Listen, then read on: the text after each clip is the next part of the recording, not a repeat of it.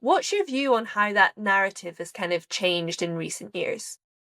I think it's really interesting, and this might be a bit controversial, but I think that the anti-diet culture has also done damage because I speak to people that are like, I don't want any restriction. And I'm like, but your lack of restriction is what has made you sick. This is like my clients that come to me and they've got all these issues and they don't want to give up anything. And it's like, but why don't you want to give up the things that have made you sick? Like, I think that online there's this real narrative which has come from protecting people with disordered eating, which is absolutely relevant and needs to be done.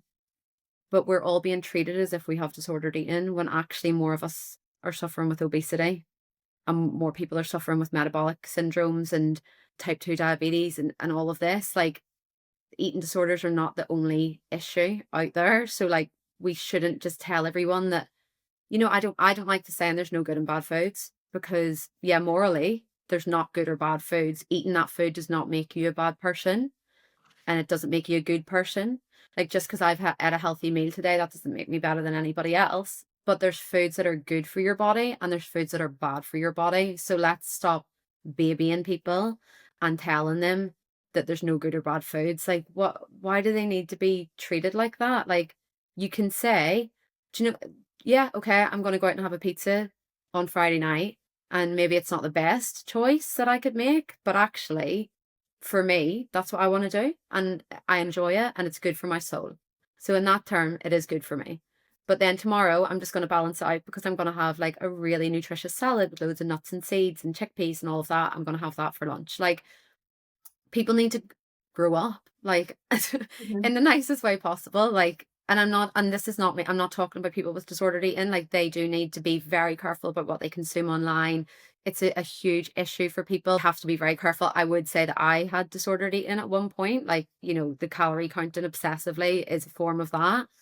But I just think that, like, being completely I am anti diet culture in that I don't think that the diets that are pushed in diet culture are the right way to push things. I think it's just more about pushing products, but I'm not anti healthy eating. And I think that that is the main thing. We should just be pro health rather than anti diet. I think the example you used of why are we babying people is like so true in that way. And I think thinking on the fly here, I think that part of it is probably because this restrictive diet stamp that we'll put into our 6 week program is babying us. It's like a school program. It is like a detention program. It Mm. is restricting us without giving us any lateral thinking or any movement or flexibility, or it's my friend's birthday, or it's my kid's birthday, or, whatever it is. Or, you know what? I feel really terrible, so I'm going to have a chocolate biscuit because it's going to make my day better. Yeah. And there's no flexibility, which I think as we are adults, we have more flexibility, we have more choice, we have hopefully more wisdom in Yeah. making decisions. But I think that the babying culture from that dieting and the restriction, and then not being able to actually talk about what is good for us and what's not good for us, because even talking about diets, I think, is quite new because it was quite taboo, really, Mm. because it was like, well, we don't want to talk about that because we don't want to offend anyone. But then there's this misinformation cycle. But I think it's because it's so restrictive that therefore we've kind of swung the other way. And Yeah. there's not really that balance of, okay, so what should we be eating? Do you know the Yeah. people in the middle who are the majority? As you said, there's people who very much have disordered eating, and that's a different section that we're not talking about. The majority of people are a little bit confused in the Mm. middle there. So Yeah. what should we do? It's a good question. Yeah. Exactly. And this is what happens. Like in the 90s when I grew up, this was like it was heroin shake. Like that was how we wanted to look. And that was overly restrictive. It was ridiculous. I remember like Vogue publishing you can have a cigarette for your lunch. That was like the diet that they published. So the counterculture to that has been the anti-diet movement, which has probably helped to shift things back into balance. But now things need to kind of come back and settle somewhere in the middle. It's the same with like the vegan carnivore thing. Like, the veganism went really hard and people were really pushing that for a long time, that now a counterculture, which is carnivore, has come out. And the the truth is somewhere in the middle. The health is somewhere in the middle. We can't all look the same. And I think that we need to realize that. Like we're all completely different people. We have different bodies. Like if you follow the exact same diet and exercise routine as me, we would not look the same. And having like that self-love and the body positivity movement, I think that's brilliant because it means that people are embracing like how they look naturally.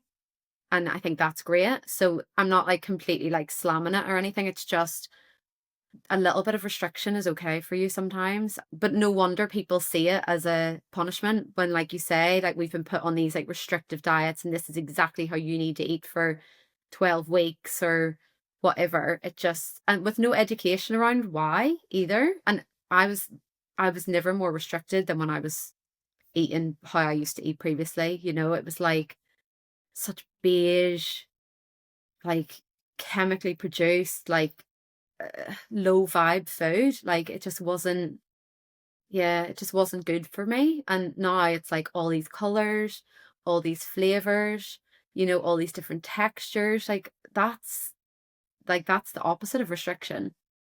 I think the word I'd use is discipline. It's not that we need to restrict anything. Yeah. Just being disciplined Yeah. about, okay, if I'm gonna have a biscuit, let's just have one. And not because you're a bad person, you're not you're irresponsible, or because it's bad to have more than one. Maybe say, you know what, I'm gonna have two. Whatever it is, just be accountable to that. Treat Yeah. yourself with respect. I think that often we can actually tumble into this disrespect of ourselves Yes. and not stick with the discipline that we have set ourselves. If Yes. we're going to do something, do it. Let your yes be yes. Yeah. Well, otherwise, when we don't respect ourselves and what we say we're going to do, then suddenly this tumbles into a very different issue Mm-hmm. of self confidence, self identity. Who are Yeah. we? Are we letting other people answer for ourselves in what we want to be? Yeah. Do we not know that? Like, where is the narrative going? Because suddenly we're letting the Weight Watchers program tell us who we are and dictate who we want to be. This is exactly like my thing. Like I really like to teach my clients. They'll say, "Is this good? Is this?" I'm like, "Why don't you find out for yourself? Listen to your body." Like we are looking, and this is where I was. I was looking for all of the answers outside of me. Everything that I was trying to find to fix myself was outside of me. It wasn't me. It was all these other people telling me what I should do. When actually, when I started to listen to myself and what I wanted, that's when I was able to fall into balance.